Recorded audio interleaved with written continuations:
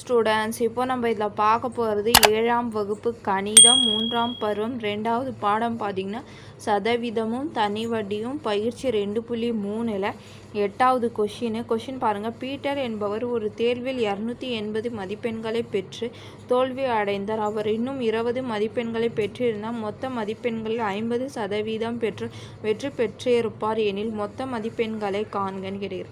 அப்போ பாருங்கள், 280 எடுத்திருக்காங்க. அதில் இன்னும் 20 அவங்க எடுத்திருந்தாங்கன்னா அவங்க தேர்ச்சி பெற்றிருப்பாங்கன்னு சொல்கிறாங்க, பாஸ் ஆகிருப்பாங்கன்னு சொல்கிறாங்க. அது இது ரெண்டுமே கூட்டினிங்கன்னா அதோட 50%ன்னு சொல்கிறாங்க. அப்போது இதுக்கு 100%க்கு எவ்வளோ மார்க்கு வரும்னு நம்ம கண்டுபிடிக்கணும். அப்போ ஃபஸ்ட்டு கொஷினில் குத்துக்கிறதே எழுதுங்க. பீட்டர் தேர்வில் பெற்ற மதிப்பெண்கள்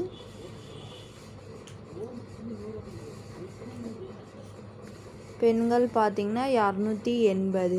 அதுக்கப்புறம் அதில் 20 கூட்டினிங்கன்னா அவங்க பாஸ் ஆகிருப்பாங்கன்னு சொல்கிறாங்க. அப்போது இன்னும் 20 மதிப்பெண் பெற்றிருந்தால்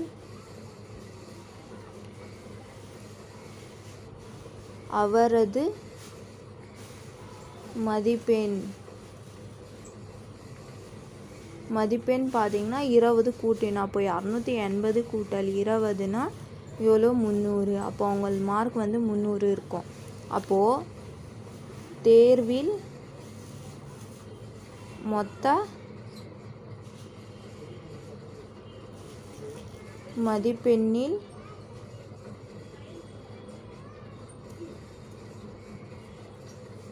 50% பார்த்திங்கன்னா 300 மதிப்பெண்.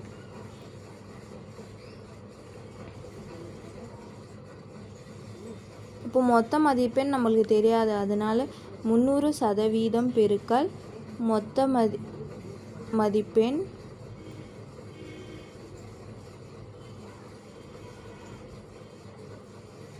இஸ் ஈக்குவல் டு இது 300.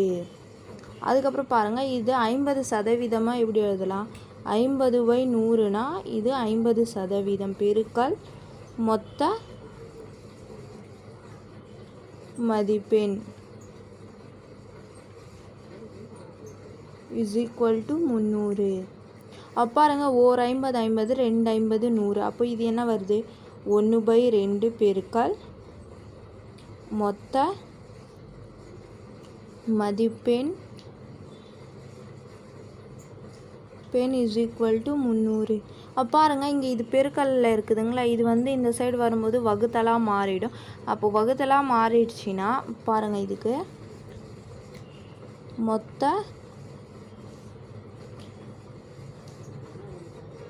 மதிப்பெண் இஸ் ஈக்குவல் டு 300/1/2ன்னு வரும். அப்போ இது பார்த்திங்கன்னா இங்கே 2 வகுத்தல் இருக்குங்க, மேலே போச்சுன்னா பெருக்கலாக மாறிடும்.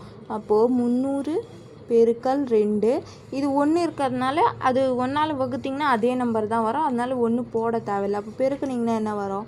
600.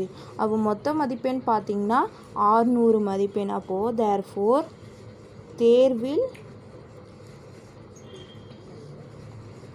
மொத்த